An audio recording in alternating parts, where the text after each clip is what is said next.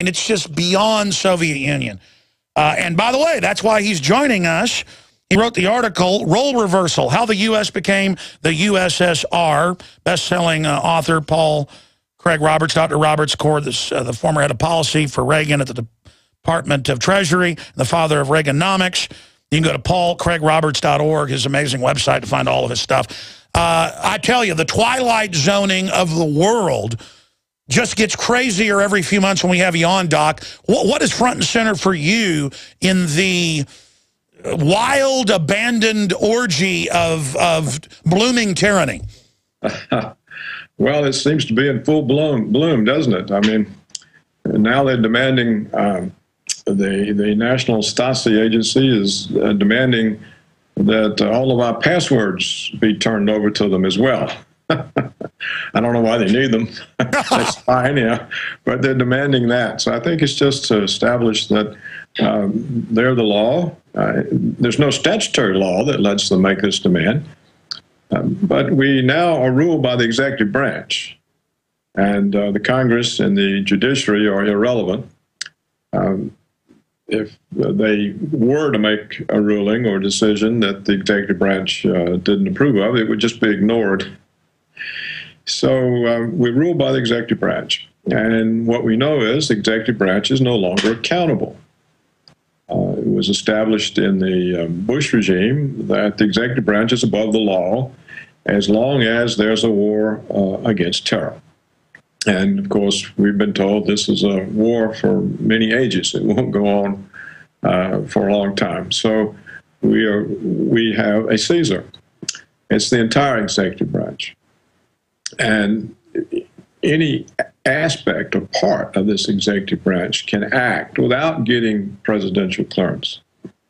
They just have the power of all of them being Caesars. And so that's how we live. Now, Americans will say, oh, this is preposterous. They've not done anything to me and blah, blah. And that's true. They haven't done anything to most people. Except ship your jobs overseas and jack up your taxes and make mega bankers exempt and stuff. Yes, on the economic scene. But I'm talking about that was done by the corporations in Wall Street. I'm talking about the executive branch. It now has unaccountable power, and so there has been a coup d'etat. You see, the United States is defined by the Constitution, and the government is constrained by the Constitution.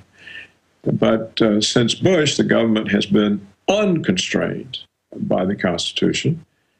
These are all impeachable offenses, yet Obama gave the approval, or the Obama regime gave the approval to the overthrow of the Constitution by the Bush regime, and has proceeded along the same lines. Yeah, Chris Hedges says he's doubled down. I would say tripled down. Well, it doesn't matter. He's increased. It's gotten worse. And so we no longer have rights. For example, if they decide, if anyone in the executive branch of any consequence decides that a person is suspicious, that person can be picked up and imprisoned indefinitely without any accountability to a court, a judge, no presentation of evidence. Apparently, they don't even have to tell your associates or your family, your friends, what's become of you. And if that's inconvenient, they can just have you murdered. They can send a Hellfire missile from a drone and blow you up. And it's not accountable. It's not an action that has to be... Or put cyanide in your drink, or poison Breitbart, and then the coroner who did the autopsy, and they admitted he was murdered, and say, we're not going to investigate the dead coroner. Well, I'm sure there's all kinds of things that they can do because they're not held accountable, and people who try to expose them, like yourself, are dismissed as conspiracy theorists who are crazed and think that the government is evil. So the gullibility of the people is one of the greatest handicaps for the people retaining a constitutional order or their civil liberties. And what's happening, in my opinion, Alex, is that the police state is more entrenched and is getting more confident. And it's so much more confident that soon exposing it would have no prospect of having any effect. Soon, even I think if the Congress were to act, it simply wouldn't have any power behind it, because when a police state becomes very confident, it simply no longer worries about public perceptions or other former institutions that had power. It just simply prevails. So I think that's what we're headed into. I don't. Sure. I mean, this is the pattern of history. So let me ask you, with your historical research and talking to colleagues around the world, where does it end? Because now the minions of government are getting more and more arrogant and are going, what? We're not accountable? Because this historically spreads downward, and then everything starts getting stolen because no one can stop the criminal government until things collapse. What do you see coming from this? Well, they've been stealing for some time. You know, the police, there've been various news reports of police stopping traffic on interstate highways. And if you've got cash, they simply take it. They say, well, this cash is proof that you're dealing in drugs. Otherwise, you wouldn't have this cash. And so we're seizing it because it's contraband. You know, they can do just about whatever they want. We've become Mexico. Probably worse, because because there the drive, I think, is just crime and greed, and here I think it's even worse. There's an evil force behind the drive for power. No, exactly. I agree. This is a scientific evil, not a third world oligarchy. Yeah, and the drive for power goes far beyond the American citizens. They want power over the whole world. and we're going to be the fuel to do that. I mean, the people in an empire that's going for broke, look at Nazi Germany. It don't go too good. Yeah. That's right. I mean, once, you know, there were, for a period of the Nazis' early years, they could have been stopped, but all the institutions just collapsed. And so the power of the party prevailed. The same thing in the Soviet Union under Stalin. He was able to put on show trial all the heroes of the Bolshevik Revolution, and even convict Bukharin, who Lenin declared to be the golden-haired boy of the revolution. Bukharin was convicted of being a capitalist spy and executed in the prison. So once this gets out of control, it's out of control, and there's no real way to put it back under control. Now, what I've always said in the past when we've talked is that the basis for the United States power is a little bit shaky. The economy is no good. We've lost our manufacturing prowess. Our great cities are collapsing. I mean, like Detroit. Just the other day, there was a report that homes in Cleveland now are being boarded up. Cities like St. Louis, once very prosperous, now have 19% of their housing vacant. So the cities are collapsing. The jobs the good jobs are gone. Stay there, doctor. I want to come back and get your prognosis and then ideas to pull us out of this, though it appears the insanity of tyranny is growing. We're enjoying all the blessings, some call them curses, of a big, fat, out-of-control, corporate-run government. This is now really the coming out of the closet of the military-industrial complex owned by offshore multinational corporations that are leveraging the U.S. in their takeover worldwide, but at the impoverishment of the U.S. So do we collapse like the Soviet Union? Is that the best we can hope for? Or I do see people waking up to the social contract being broken. I do see pretty much everybody. Every cop I walk by in Austin says, "Hi, Alex, we're awake." In fact, it keeps happening live on live video shoots. Cops walk by and wave and say, "Hi, Alex." It happened again last night. So I'm seeing a lot of people wake up, but they feel powerless. Dr. Roberts, what comes out of all this? I think collapse. You know, we have a huge triple bubble, don't we? We have the bond market bubble, the stock market bubble, and the currency bubble, the dollar bubble. And to keep all these bubbles afloat, they have to intervene in the gold market and sell naked shorts to drive down the price of gold. They have to get the rest of the world to intervene in currency markets and support the dollar. They're now trying to finish these two so-called free trade pacts, one with Asia, one with Europe. And then the real purpose of these pacts, Alex, is to draw so much of the world into dollar-structured trade relationships that they have to support the dollar. So they're desperate to keep the thing afloat, but it's such a big house of cards, one doesn't know that they'll be able to. If, for example, the second downturn of the current Great Recession occurs this fall or this winter, they haven't a remedy. The unemployment will rise further. It puts more pressure on the budget, which becomes larger. And they're not really all that smart, the people in charge. And so it could be a big collapse. They get overwhelmed by problems, and they're not having as much success in their foreign adventures as they thought they would. Well, they're also certainly gearing up for collapse, and from their own admissions, plan to use an orderly collapse to pose as saviors and bring in authoritarianism. But instead, people now understand that they've basically been the authors of it. So I see them losing the public, Doctor. That's my point. I'm really seeing signs of that. Is that positive, or do you not agree? Well, I think Americans are gullible, and some of them are beginning to wake up. But you say they already have authoritarianism. They don't need to have a collapse to impose it. They've already done that. The Constitution is a scrap of paper. It has no more authority. There has been a coup over our form of government, as you wrote last week, in coup d'etat. So what do we do? I don't know. If we tried to organize anything, they'd pick us up because they would know it as soon as we began. I think, Alex, the only way out is collapse, or else the rest of the world simply says, we've had enough of being your lackeys, your puppies, and we're not going to be paid by you any longer, and we're going on without you. And simply cease to pay any attention to us or to deal with us. It's not like we've got much to offer. You know, the domestic market, which the foreign countries liked for their exports, is drying up because the incomes are drying up. You know, you can't have a consumer economy on Walmart part-time wages.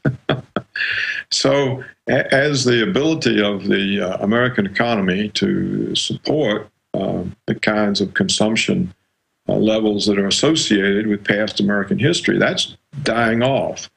So our value to China and to Taiwan and to Germany and the people who export here and have trade surpluses, which have been to their advantages in the past, that aspect is going away. So they may simply find it's too inconvenient, or all the pressures to support a currency. And then you've got Israel with cruise missiles hitting Russian emplacements in Syria, and Russia launching, you know, nuclear bombers openly with talk in Russia about nuking Israel. I mean, this really is one of those times like before World War II or World War I, but now we have nuclear weapons where the climate is there for a political tornado. It's very dangerous. It's very dangerous, and the public is very slow in seeing this and waking up. Look, we've lost habeas corpus. We've lost the right to life. But what are the only rights that anyone's focused on? It's politically correct rights. Hold on, I want you to comment on that. Well, what I was saying, Alex, is all the important civil liberties have been overturned. And what they've substituted are homosexual and lesbian rights, that is marriage for homosexuals and lesbians, voting rights issues, and abortion rights. So these are the three civil liberties that are in the news that the country is worked up over, either for or against. Even the American Civil Liberties Union is mainly preoccupied with these issues, not with the destruction of the Bill of Rights. None of these issues, of course, are in the Bill of Rights. There have been efforts over the years to sort of read them into it. And they no doubt are important to some people, but they're not important on the level of habeas corpus. They're not important on the level that the government cannot murder you. They can only execute you after a trial and evidence presented and you being convicted. Well, all of these, and you have due process, in other words. Well, these have been overturned. And you don't find any discussion of it in the media. What you find discussion of is voting rights, abortion rights, gay rights. Well, this shows, the supremacy or the success, rather. It shows the success of the police state in substituting nebulous, relatively unimportant issues for the United States Constitution. I'm glad you're saying that, because no one else is really saying that but my show, and I know you've been writing about it.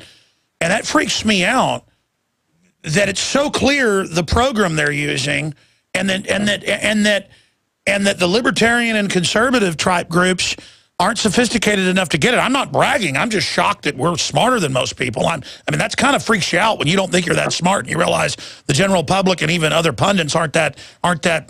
They're smart in ways, but they're just not sophisticated. And then there was always a real left in a way that was pro-civil liberty. They had some problems and things, but they were still pro-liberty. Now they're just a pure fascist club, and all they care about is that their black guy is in power, and it's really like a Hitler cult or something. I mean, isn't this the fall of a genuine left, what we've seen? Yes, I don't think there is a left anymore. You know, a Counterpunch has, which was the main sort of intelligent left publication, they have acknowledged that there's no longer a left. And I think that's true. And for that matter, there are not any real conservatives either. They were replaced by the neocons. So the kind of way people of my generation, I notice that among lifetime friends, they still think like it's the liberals and the conservatives. And the liberals are doing it, they're not any. There's a police state, and there are all these people who have these sorts of issues that are very important to them, but don't bear on the duration or the ability to have a free society. So, I mean, we had a free society without having abortion rights or gay rights. So, as I say, I'm not saying these are not important rights to some people. But it's a diversion on purpose being deployed. Well, I mean, look at this. Sure. It's a diversion on purpose, exactly. But I mean, look at the CIA we've known has been involved in the media since it began. But now it's just, oh, we're going to run the media now, and we're going to propagandize and use psych warfare. It's corporate, scientific, cold-blooded psych warfare, bottom line, destroying the foundations that let these corporations even develop, to where all the rich people are having to get armored redoubts now because they stole their loot and destroyed their own future. I mean, I'm agreeing with you more and more that these people are just crazy. I mean, they have a weird cosmology framework of an excuse, but the truth is this New World Order is just a bunch of crazy people. Yeah, they've used lies and deception to steal accountability of government from the people. And when you don't have an accountable government, that means you have a police state. That means the government is not subject to law. But the elite always get purged and robbed by their own groups. This is the worst climate, Doctor. I know you're a historian as well. Tell me if I'm wrong. Isn't a tyranny a horrible climate for the elite as well? Yes, but they often lead into it because the initial part, they're controlling the government. You know, the powerful interest groups control the government, and they use it for their own enrichment. But by making the government unaccountable, they enable the police state to rise up, against which they're powerless. The elites thought they were going to control Hitler. I can remember I had professors who were refugees. They were Jewish refugees from Hitler when I was an undergraduate, and they confirmed that German business elites, including many of the Jewish upper class people, thought they would control Hitler and just use him for their own advantage. But of course, once you get unaccountable power, then it can be used against you too. That's what the elites always overlook. Unbelievable, Dr. Roberts. Folks can find your new book at your website, Dr. Paul Craig Roberts' site. Again, folks, is absolutely vital. We carry his articles at Infowars.com, but paulcraigroberts.org is the place to visit. And I have hope. I am seeing a bigger awakening. I talked to somebody I know that works in the county government, and he said basically all the county buildings at lunch listen to me, and they all know basically what's true, and they're all freaking out. Every cop I come across, even in other cities, I mean, everyone, even in England, I had the cops hugging me, not as a psyop, but saying we're awake. I had MI5 giving me info that turned out to be accurate. And I mean, you could tell these people were genuine. They're freaked out about their future. But I hope there's some way now. I think that's why they're announcing NSA and the spying and the hit teams, is to scare everybody and to scare not so much leakers or whistleblowers, but people in government who have moral authority from the inside with the public to say this is wrong. Snowden's crime is exposing what we already knew and saying it's illegal. It's not that he's leaking anything that wasn't secret, in my view. Right. Well, you know, President Jimmy Carter said the other day that the United States no longer has a functioning democracy. To my knowledge, this was never reported in the United States, only in Germany by Der Spiegel. That's right. It was on one Georgia TV station, and then Der Spiegel picked it up.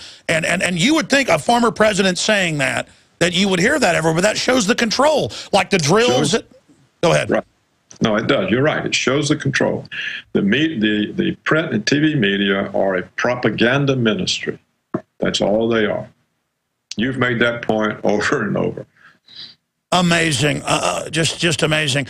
Dr. Roberts, have a good weekend, and we're just here just trying to put out the SOS to the world, the messages in the bottle, and we just hope people at every level do whatever they can to just even passively slow down the wheels of this thing. And it's sad to say the best we can hope for is collapse. Well, keep it up, Alex. You have a big audience, and you will wake some more up. God bless you. Thank you. Well, the behind-the-scenes attacks are really heating up. I'm not giving the enemy any intimidation coverage. I know they intend that, but it's getting scary over here. So, yeah, it's definitely 2 minutes to midnight. Thank you, Dr. Roberts. These are crazy people. Crazy, power-mad demons that are in control. And what do we have to lose? It's just going to get worse if they're in charge. They're not going to stop till we have World War III with the Russians. I'm telling you, folks, these people have to be stopped. The globalists, the New World Order, the eugenicists are crazy. Their New World Order is crazy. It's straight from the pits of hell. Okay? Literally. Literally. Literally.